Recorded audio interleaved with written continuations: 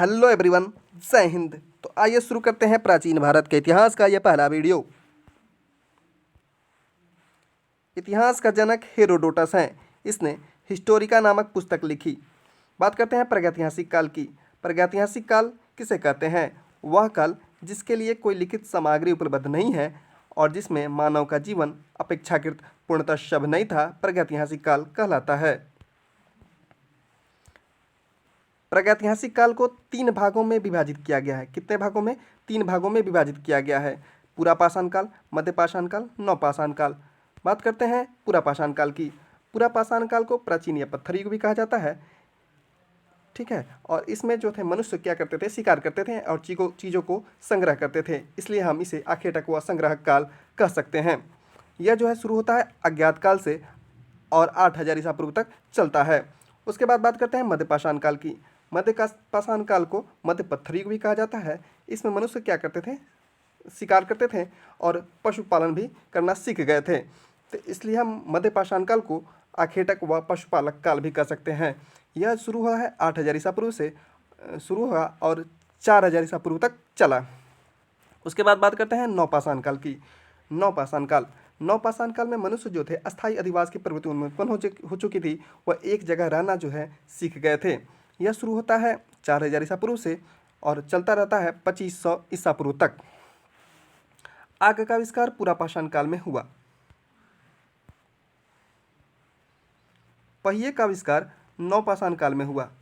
मनुष्य ने घर बनाने की प्रवृत्ति नवपाषाण काल में सीखी। क्योंकि मनुष्य जो थे नवपाषाण काल में उनमें अस्थायी अधिवास की प्रवृत्ति उत्पन्न हो चुकी थी, वे एक जगह रहना सीख गए थे, इसलिए उनको घर की आवश्यकता हुई, तो उन्होंने घर बनाने की प्रवृत्ति जो है नवपाषाण काल में सीखी। मनुष्य ने सबसे पहले कुत्ते को अपना पालतू पशु बनाया। कृषि का आविष्कार नवपाषाण काल में हुआ। पुरापाषाण काल में मानव की जीविका का मुख्य आधार शिकार था। मनुष्य ने सबसे पहले तांबा धातु का प्रयोग किया। मनुष्य द्वारा प्रयोग किया जाने वाला प्रथम औजार कुल्हाड़ी था। कृषि का प्रथम उदाहरण मेहरगढ़ से प्राप्त हुआ है। भारतवर्ष शब्द का सर्वप्रथम उल्लेख हाथी गुफा अभिलेख में मिलता है। किस में मिलता है? तो हाथी गुफा अभिलेख में भारतवर्ष शब्द का सबसे पहला उल्लेख मिलता है। मनुष्य द्वारा बोई गई सबसे पहली फसल गेहूँ था। मनुष्य द्वारा बोई गई सबसे पहली फसल कौन था? गेहूँ था। जिन सिक्कों पर लेख नहीं लिखे जाते थे उन्हें आहत सिक्के कहे जाते हैं। रोमिला थापर जो कि एक इतिहासकार हैं, उन्होंने कहा है कि लोहे का आविष्कार जो है उपयोग 800 ईसा पूर्व में आरंभ हुआ। कब हुआ? 800 ईसा पूर्व में आरंभ हुआ। प्रमुख वेद। भारत के सबसे प्राचीन ग्रंथ वेद का शाब्दिक अर्थ क्या होता है? ज्ञान होता है। यानी वेद का शाब्दिक अर्थ क्या होगा? ज्ञान होगा। वेदों की संख्या कितनी है? वेदों की संख्या 4 है। ऋग्वेद, यजुर्वेद, सामवेद, अथर्ववेद। ऋग्वेद यह सबसे प्राचीन वेद है। इसमें 10 मंडल, 1028 सूक्त तथा 10,462 रचनाएं हैं। ऋग्वेद की 5 शाखाएं हैं। देवता सोम का उल्लेख ऋग्वेद के 9वें मंडल में है। ऋग्वेद में 21 नदियों का जिक्र मिलता है। गायत्री मंत्र का उल्लेख जो है, गायत्री मंत्र जिसका रचना विश्वामित्र ने की, ऋग्वेद के 3रे मंडल में है।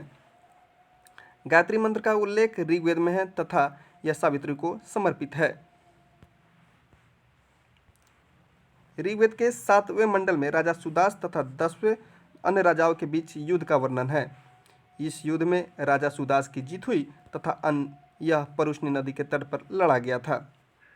ठीक है। यहाँ पे कह रहा है कि ऋग्वेद के 7वें मंडल में राजा सुदास तथा 10 अन्य राजाओं के बीच युद्ध का वर्णन है। इस युद्ध में राजा सुदास की जीत हुई। यह युद्ध जो है परुष्णी नदी के तट पर लड़ा गया।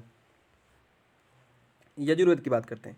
यह वेद गद्य व पद्य दोनों में लिखा गया है। इसके 2 भाग हैं, कृष्ण यजुर्वेद और शुक्ल यजुर्वेद। सामवेद, इस वेद में संगीत की जानकारी मिलती है, इसलिए इसे भारतीय संगीत का जनक कहते हैं। सामवेद में कुल 1549 रचनाएं हैं, जिसमें से मात्र 78 ही नई हैं, शेष ऋग्वेद से ली गई हैं। आगे बात करते हैं अथर्ववेद की। यह वेद सबसे बाद में लिखा गया। ठीक है, सबसे बाद में लिखा गया। इसे आधुनिक वेद भी कहते हैं। इस वेद में जादू टोना, तंत्र मंत्र, चिकित्सा, विवाह तथा प्रेम का उल्लेख मिलता है। अथर्ववेद की 2 शाखाएं हैं, पिपलवाद और शौनक। अथर्ववेद को ब्रह्मवेद भी कहा जाता है।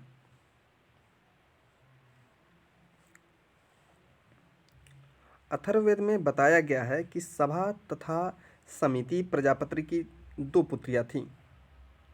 प्रजापति की 2 पुत्रियां थी, सभा और समिति।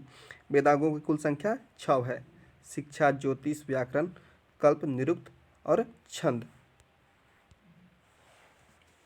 यहाँ पे शिक्षा जो है, शिक्षा उच्चारण की विधि है। ज्योतिष क्या है?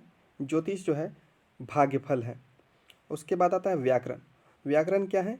व्याकरण जो है शब्द की व्युत्पत्ति से होती है। उसके बाद आता है कल्प।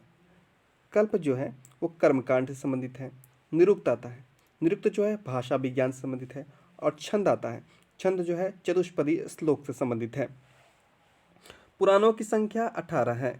पुराणों की संख्या कितनी है? 18 है।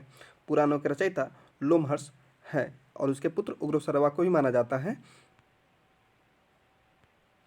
पुराणों में सबसे प्राचीन मत्स्य पुराण है। वर्तमान उपलब्ध पुराण गुप्त काल के आसपास के हैं। विष्णु पुराण का संबंध मौर्य वंश से है और मत्स्य पुराण का संबंध जो है सातवाहन वंश से है तथा वायु पुराण का गुप्त वंश से है। देखिए पुराणों को याद करना कि किस वंश से है कौन सा, इसको सबसे अच्छा तरीका है। जैसे कि देखिए विष्णु पुराण का है तो विष्णु जी सर पे क्या लगाते थे? सर पे मोर का पंख लगाते थे। तो यहाँ से याद रखेंगे, विष्णु पुराण कहेगा तो हम याद रखेंगे कि यह मौर्य वंश से संबंधित है। उसके बाद मत्स्य पुराण। मत्स्य पुराण जो है किस वंश से थे? मत्स्य पुराण आंध्र सातवाहन। अंधा मछली क्या होता है? अंधा। मछली को अंधा मछली समझ लीजिए। तो मछली क्या होता है? अंधा होता है। तो मछली आंध्र सातवाहन वंश से संबंधित है। तथा वायु पुराण, यानी वायु कैसा होता है? वायु गुप्त होता है। तो वायु पुराण का संबंध जो है किस वंश से है? तो गुप्त वंश से है। आगे बात करते हैं अर्थशास्त्र के बारे में। अर्थशास्त्र के लेखक चाणक्य है। इसके 2 अन्य नाम हैं। क्या नाम है? विष्णुगुप्त और कौटिल्य। चाणक्य का ही एक और 2 और नाम है, विष्णुगुप्त और कौटिल्य। आगे बात करते हैं अर्थशास्त्र की। अर्थशास्त्र एक राजनीति शास्त्र है, ठीक है। इसमें मौर्यकालीन इतिहास की जानकारी है।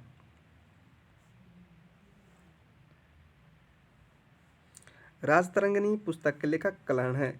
इस पुस्तक में कश्मीर के राजाओं का इतिहास है। अष्टाध्यायी पुस्तक के लेखक पाणिनि है। यह संस्कृत व्याकरण की पुस्तक है, ठीक है।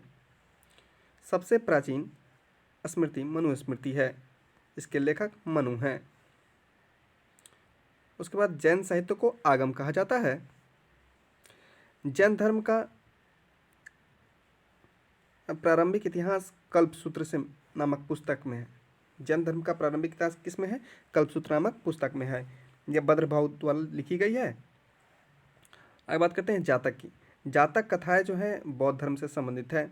इसमें महात्मा बुद्ध के पूर्वजन्म की कहानी वर्णित है। जातक में महात्मा बुद्ध के पूर्वजन्म की कहानी वर्णित है।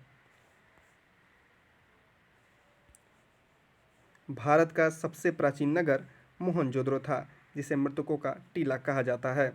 असम में पाया जाने वाला गिब्बन भारत का एकमात्र कपि है। थैंक यू दोस्तों।